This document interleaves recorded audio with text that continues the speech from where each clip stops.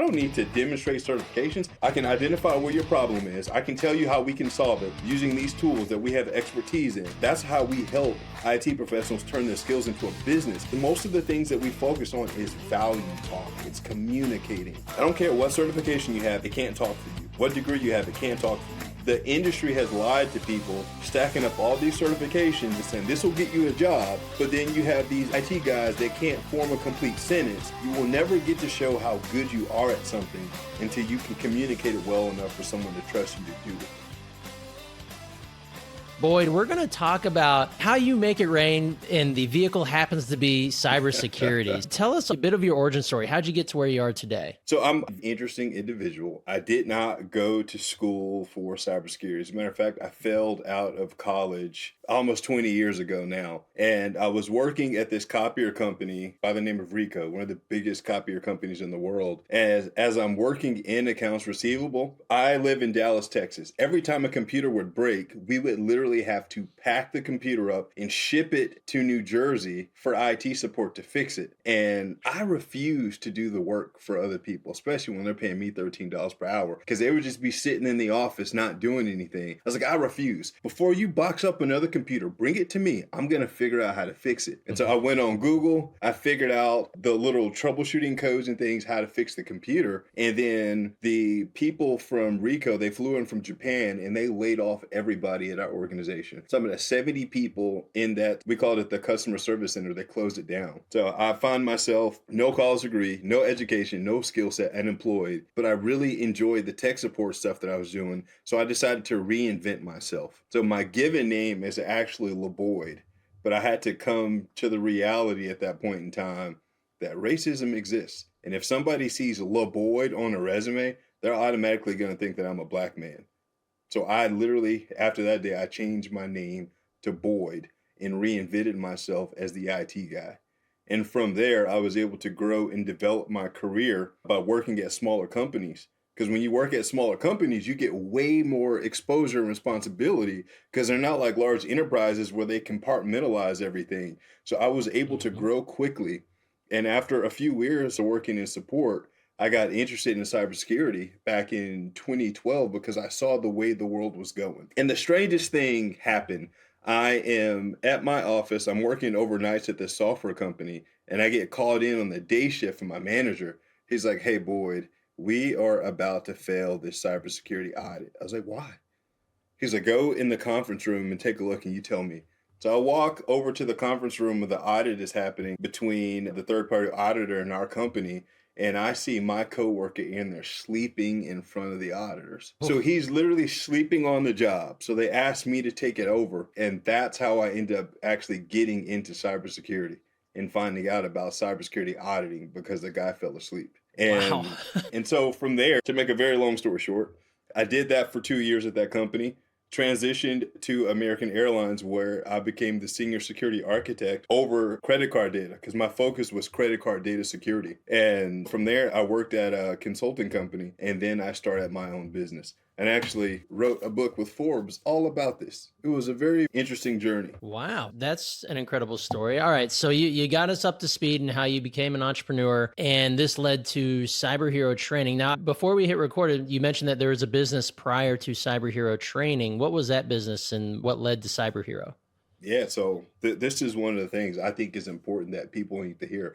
Oftentimes, when people see entrepreneurship and they see success, I'm like, no one shows the dark side of entrepreneurship. So when I'm working at this consulting company, before I started my first company, they were paying me $200,000 a year. But I was billing $10 million a year as a consultant. And I was like, no way, I can go do this myself. So me and my wife, we started our company, Baxter Clewis Consulting. And the aim for Baxter Clewis Consulting was to do what I was already doing, which is going consulting with companies, helping them get ready for these credit card data security assessments. But then the pandemic happened. And so not necessarily that there was less need, but I saw a bigger opportunity with helping people like myself land these high paying jobs. Because here I am, I was making $200,000 a year with a high school diploma, no coding skills or anything like that. So I was like, let's teach people how to do this. So in 2 years, we created an 8-figure business through Baxter Clewis Training Academy. And I kept a few corporate consulting deals that I did,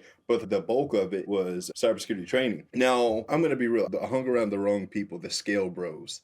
So it was like, oh man, you're doing 8 figures.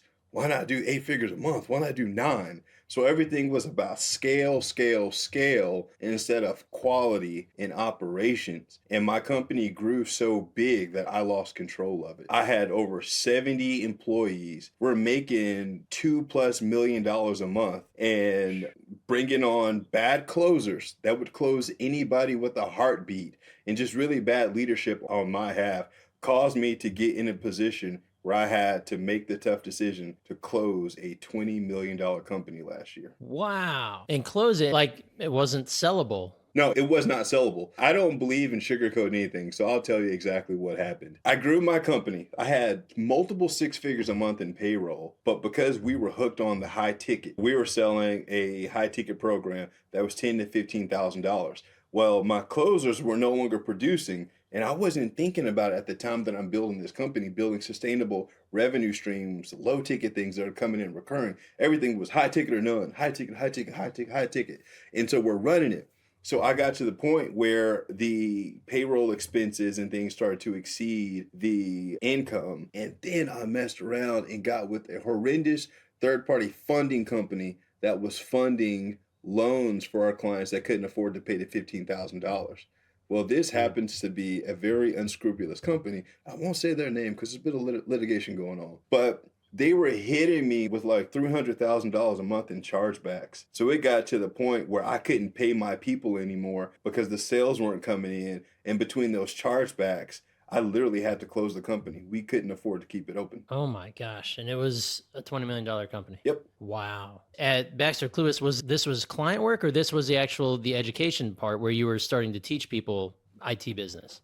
Yeah, so that was the education part. Okay, gotcha. All right. So $20 million business, got to close it. And then Cyber Hero Training emerges. Tell me about this. Tell me about the next iteration. Yeah. So one of the beautiful things, when we first got started, we knew that I'm a cybersecurity consultant at heart. So I keep clients with doing that. I had the presence of mind in 2023 to move the IP and the consulting services to another company that I own, which is called Genesis Security and Compliance. So my consulting thing was never impacted by the stuff that was going on because I separated the two. I didn't want anybody thinking that Training Academy was doing consulting work for my Fortune 100 clients. It just doesn't look good. By the way, y'all, if y'all listen to this and you're trying to learn something, nobody wants to hire a student. Everybody wants a subject matter expert. So even if you just learn something, you better present it like you've been doing it for forever. So consulting stuff is happening at Genesis, so that's fine.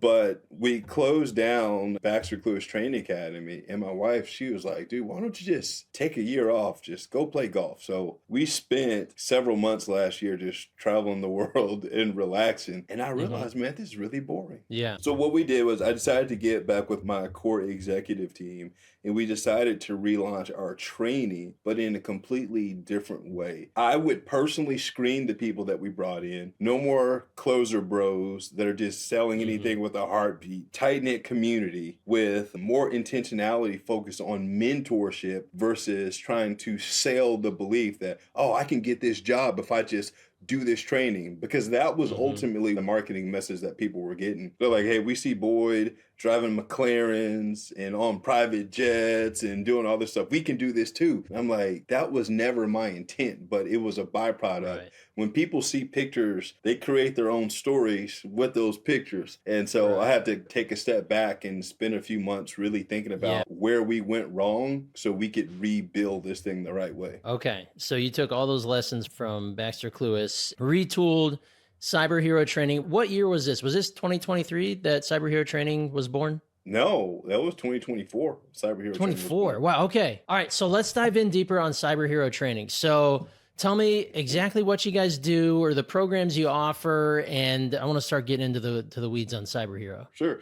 So, taking the lessons learned, we have a product suite now because I'm not hooked on high ticket. So, starting from the top, our core product is our Cyber Hero Elite Mentorship Program. And this is where I bring in people with IT experience that are wanting to get to the point where they are making multiple six figures or turning their skill set into a business, where I mentor them through the strategies and things that I've learned to really create a brand. Because I take the same tactics that I used as a digital marketer, but I teach people how to apply it to their career. So creating a personal brand, creating what I call my JAF, which is the job acquisition funnel, is just like a high ticket funnel, but for consulting opportunities, because the same principles in marketing apply when you leverage the brand correctly. So that's a 6-month program. It's actually a group coaching program where I lead those guys through that phase. But we also have a self-study course that will teach the people how to learn, apply these cybersecurity skills, where you can go out and become a cybersecurity specialist in credit card data security, how to market and brand yourself so you don't actually have to apply for jobs. Because none of my clients that land jobs actually submit applications. I believe in hardcore attraction through building a brand. So we have those two options, as well as a community in school where we have some courses in there and some information, because it's really about community building. And of course, my book. So we are much more diversified this time around,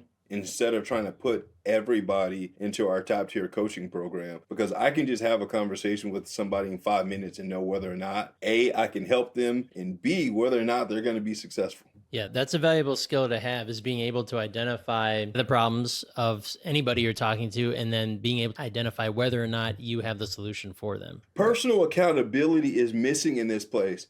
And so, like, I don't know if this is the same for other countries, but I know here in the US, it's like anytime somebody pays something for something that is more than $1,000, they believe that they are paying for the result, and therefore they should get it. It's like, no, you invested in a system that requires you to work the system. No results just automatically appear. It's the output of what you put in. And certain people don't have the mental capacity to get that, nor do they have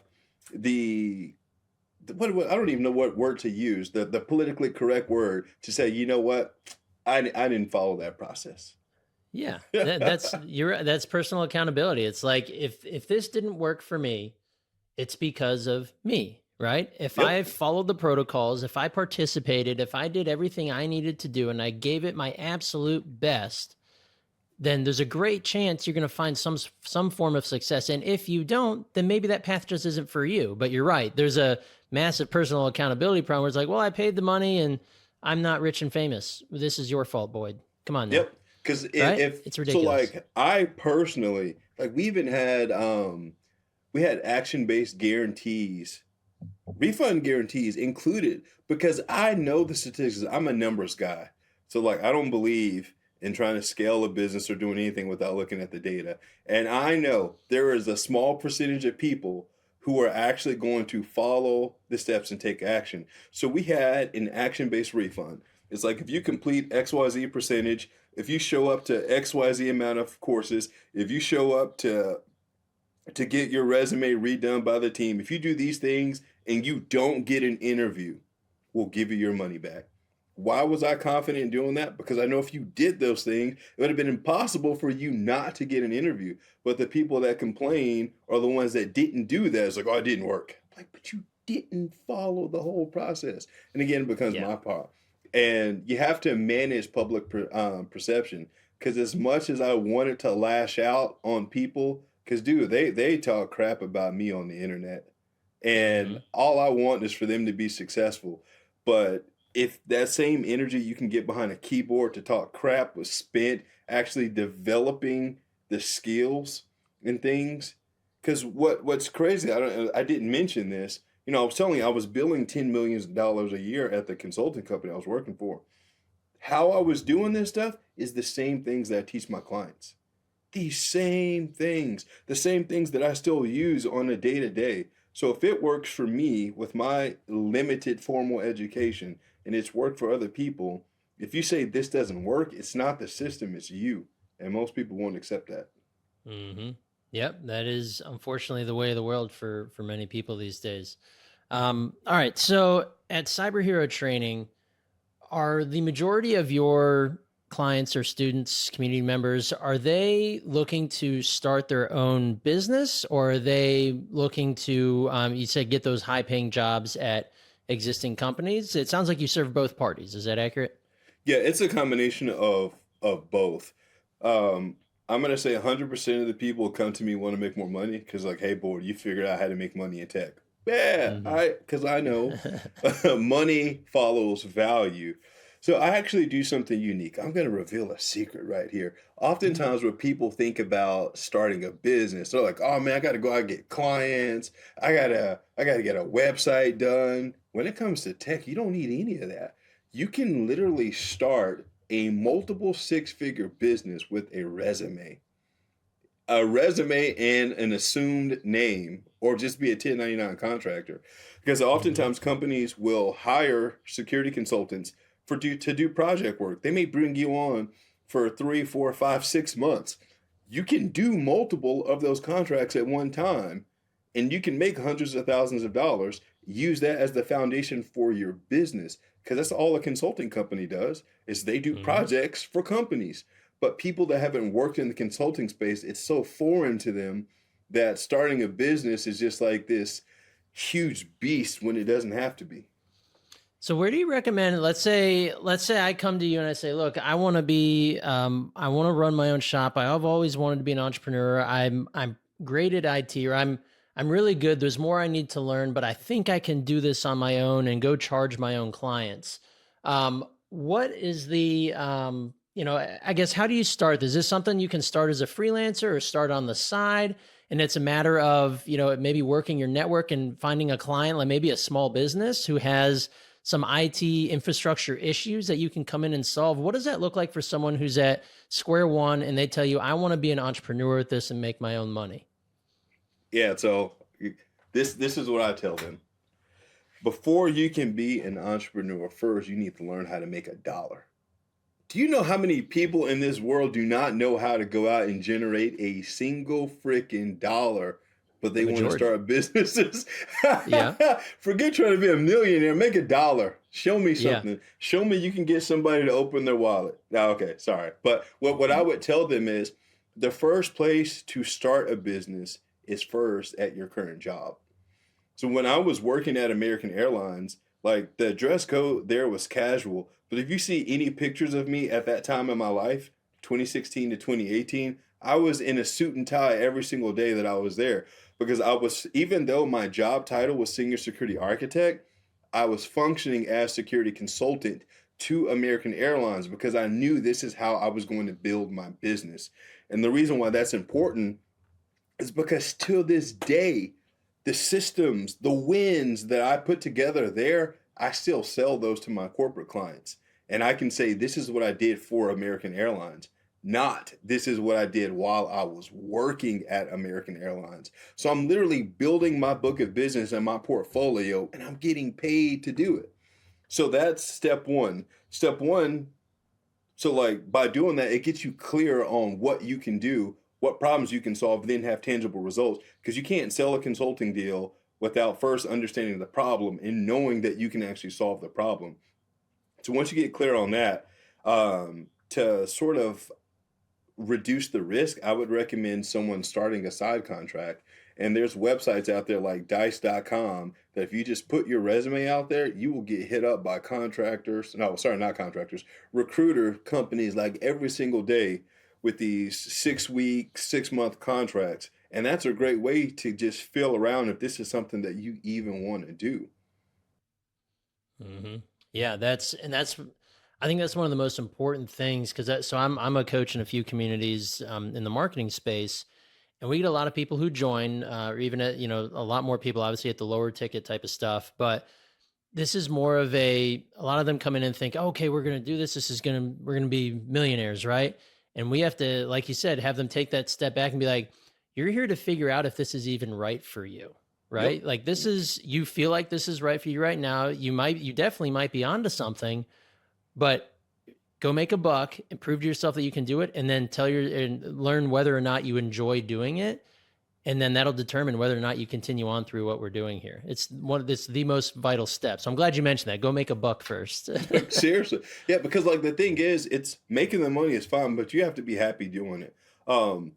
Because I've realized the reason why I went so harder, because there's a lot more money in corporate consulting than there is in training people. And I made millions of dollars training people.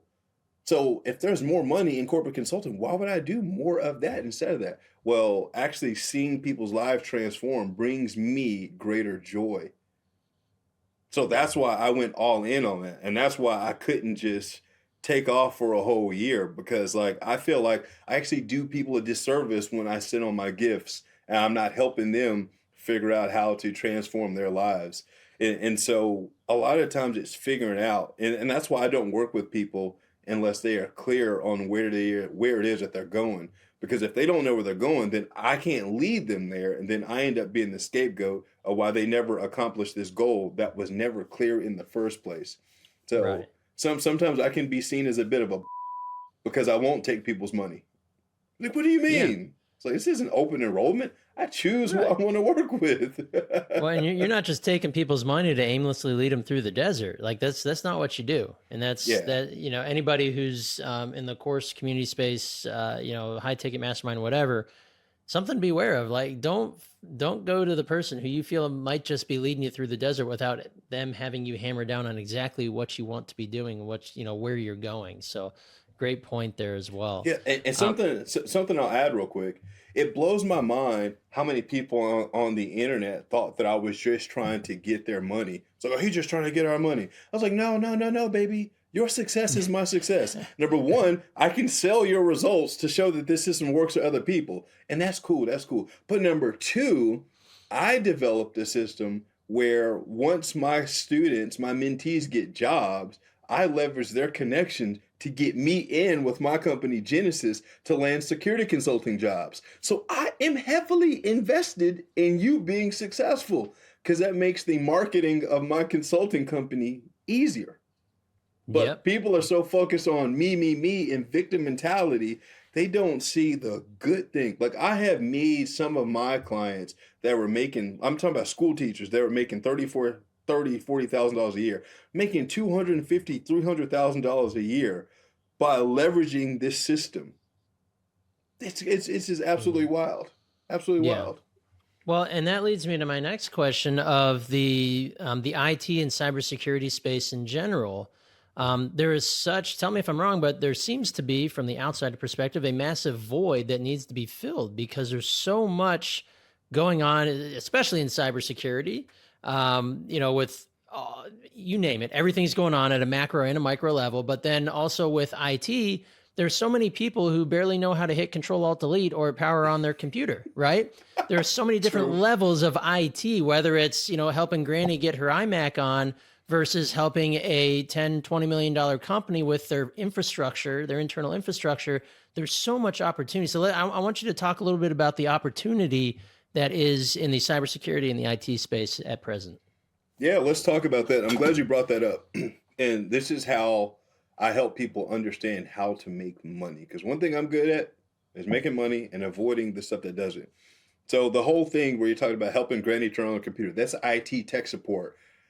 That is going to be the lowest value that you could possibly provide in the IT space. Huge opportunities there because the pay is very low. And so I put it like this: anytime the value that you create for others involves using your hands, your income and your impact is always going to be limited because now you are bound by time and bound by your ability to produce.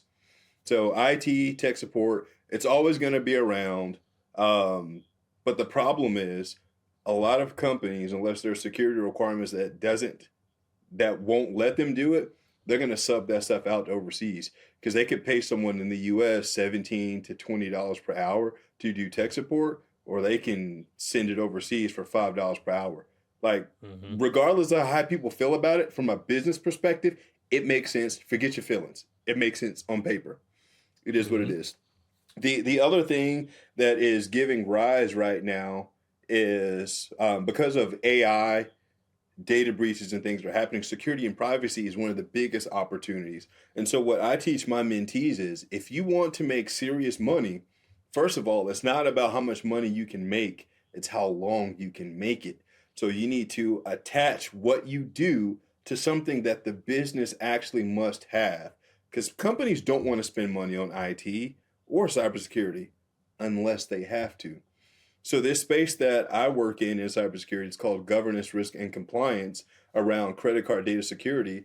These companies have to go through an annual audit every year to maintain compliance, to continue processing credit card payments. And if they fail and if they're breached, they'll be fined millions of dollars. So now, if I'm on the opposite side, helping companies offset the risk of them losing millions of dollars, that instantly just magnifies my value. And that's how I'm able to command such a high paying salary.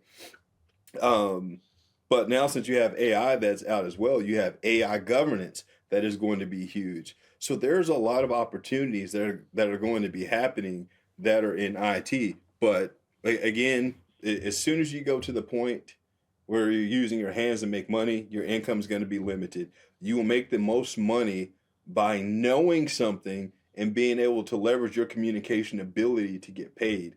Um, it blows my mind that I make way more money now working with corporate clients and I do way less work than when I first started.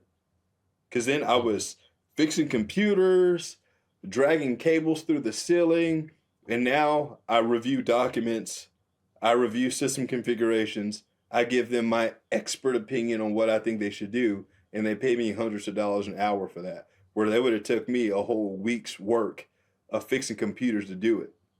It's Yeah. night and day, night and day. Yeah. Wow. Okay. So the opportunities abound in this space, which is it a is it yet a popular space for that people are getting into? Like tell me the demand for specifically your business, but in cyber and IT in general. Oh man. So in cyber, the demand is like for over 3 million people. Hmm. And there are not enough qualified people for cybersecurity. And the problem is most of the IT guys are qualified, but the problem is they don't know what they're doing is cybersecurity. So therefore they feel unqualified. And that's one of the things I like to help my clients uncover, where we have to go through this whole reinvention process thing.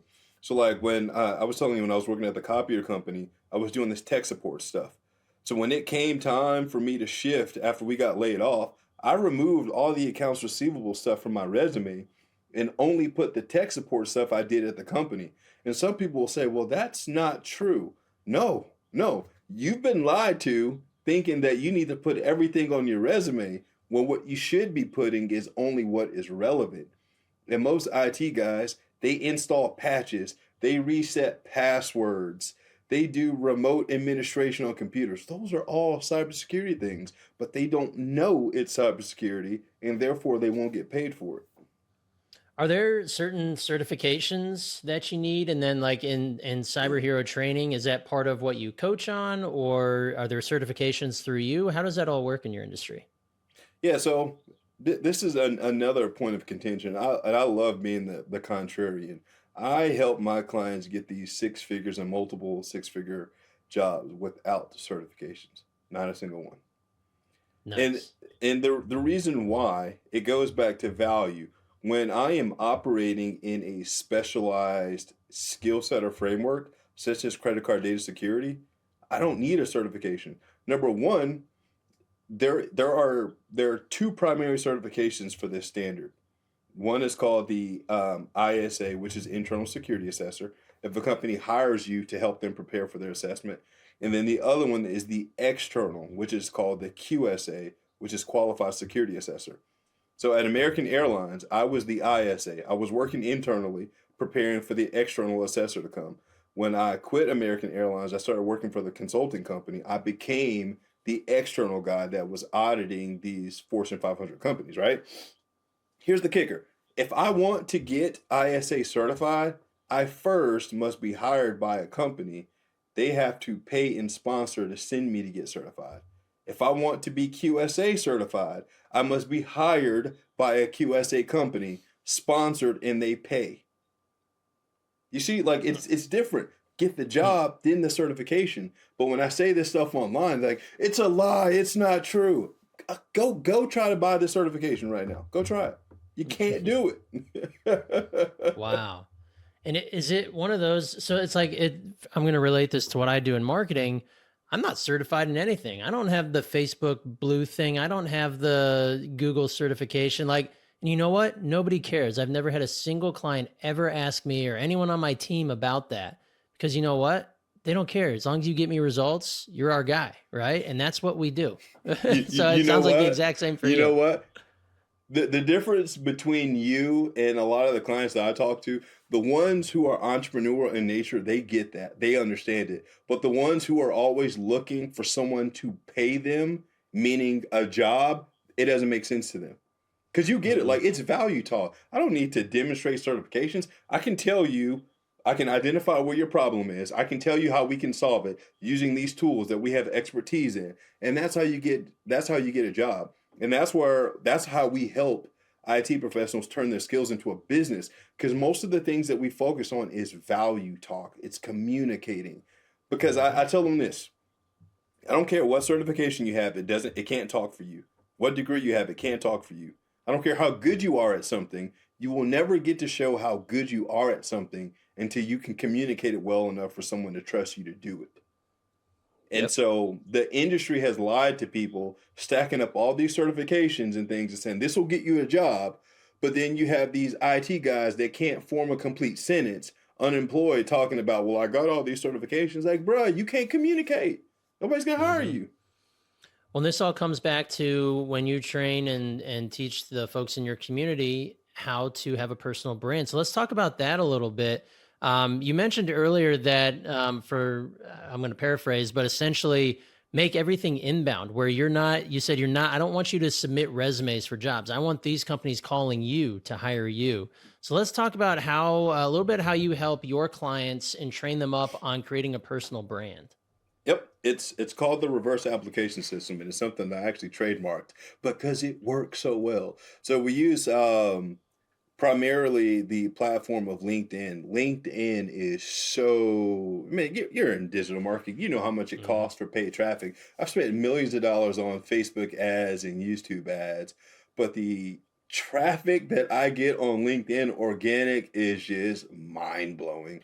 So, we help our clients identify what specific niche they want to serve in cybersecurity, and then start building the thought leadership brand around it. Because everything that I teach is modeled about what I do. So when people in my space are thinking about, hey man, I need some help with this PCI question or this PCI assessment, they immediately think of Boyd because they know this is all he talks about. Credit card data security, bringing value. Credit card data security, bringing value. So I have them structure their LinkedIn profiles in such a way where it is pretty much like their sales page. So they create content that's geared toward getting engagement, recruiters, and I have them, I'm spilling the reverse application system right here. I have them connect with 10 to 15 recruiters a day, sending connection requests. So once they start posting these valuable content, the recruiters and things will see this, and then they go check out their profile. Then they end up getting opportunities in the DM based on that. So that's why everything needs to be congruent from the profile to the things that you're talking about, and you'll never have to apply for jobs. And then as these recruiters and things are building, reaching out to them, I have them categorize those recruiters. Where do they come from? What type of job were they looking for? What company are they at? So they create their own Rolodex. So because like people hire people, not robots. You could send 1,000 applications, or you could talk to the hiring manager, that one person. LinkedIn, if you have premium, is going to show you who posted the job. Why not send that person a DM to see if you can have a conversation? Send them a $5, well, $7 now with the way this economy is set up, a $7 Starbucks gift card. Yeah. That $7 latte goes a long way. Huh? It really does. So like, I call it offensive applications because like the way I get things done in my life and my career, I'm not going to sit around and wait for something. Like if I wanted to make $5,000 today, I would not just sit here at my desk and like, I wish somebody would give me $5,000. I pull up my vibe board right here. I write out a plan. of how many people, maybe I'm going to sell one thing for $5,000 or two things for 2,500 or five things for 1K. I'm probably going to post something on LinkedIn with a CTA to DM me. I'm going to get these people on the phone. I'm going to close them. I'm not going to go out and just like seek them. I'm going to put the message out, bring the people into me, because the brand creates that urgency. It creates that respect, that authority. Yep, exactly. And I like your point on if you want it, don't sit around. People aren't, if I had $1 for all my clients who we've helped through some of their recruiting issues, all of these business owners, these are smaller, $1 to $10 million business owners. If they could just have an applicant reach out and say, I want that job, I guarantee you in their minds, and it would be the same for me, where they're like, well, this person's at the top of the list. They just showed some initiative, like some basic initiative. I really want that job. And it's like, come on in, let me tell you about it. And they'll be like, I'll already tell you about it because I already looked it up. I know what this job is about. Here's a little bit of my experience and why I think it'd be good. Even if I'm not experienced in it, I'm an open book and I want to be coached. Mm-hmm. Like, you are hired, and you know what? I'm going to give you $10 more an hour than I would have given anybody else. Yeah, seriously. Yeah, it's not that hard. It's really not that hard. It's crazy. It's crazy. Not to get on a soapbox here, but I feel you. yeah. We're barking up the same tree here. All right. So I had a question. You mentioned AI a little bit. What are the effects of AI? And I know this topic's probably getting old. I have my own opinions on AI. I think it's an incredible automation tool. I think the difference between general and narrow AI is vast, and people don't understand it. That's not what we're talking about today. But in your industry, what are the questions you're getting around AI? Is there a lot of trepidation about people who want to join your program, but they're like, hey, is AI going to replace all of this? Like, where does that stand in your line of work? Oh, I get it all the time. Because what happens is you see all these quote unquote tech layoffs. A lot of jobs are actually being rendered obsolete because of AI. And again, forget your feelings in this. On paper, on business, it makes sense. If your job can be done excellently by a robot that doesn't eat, doesn't sleep, doesn't talk back, then do that. The people aren't thinking it from an executive level. Companies exist to make profit, so let them profit. Like, take your emotions out of it. They don't exist to feed your family. That's why, like, what I tell my clients, if I teach you how to get a job, I've done you a disservice, because you'll always need a job. Let me teach you how to monetize your skill set. Anyway, I get tons of questions. But what about AI? Is it going to take my job? Fortunately for me, I'm in a great position where it doesn't affect me. The primary thing that I work in, again, is credit card data security. The governing body, the PCI Council, came out in a written document, stamped and approved, that says that AI can and will not, cannot replace the security assessor. It can be used as a tool. So I was like, thank you for telling the people. So like, I use AI quite a bit, especially in my corporate engagements, to help speed things up. So even as a security architect, I would use Python scripting to do automations, analysis, and things. But now I don't have to take the time to write that code anymore. I can use the AI tools to write the codes. I'm still reviewing the work, but it just helps me amplify my output. And I'm glad things happened in the time that it did, because if I had access to all these tools while I was still working for a company, I can't say that I would have started my business, because I just would have been, my job would have been so easy. I'm like, why would I take on more stress for this? I don't know. Right. But yeah, there's lots of people that are concerned. But I will tell the people out there listening, if you're concerned that AI will take your job, don't be afraid of that. Be afraid of someone understanding AI taking your job.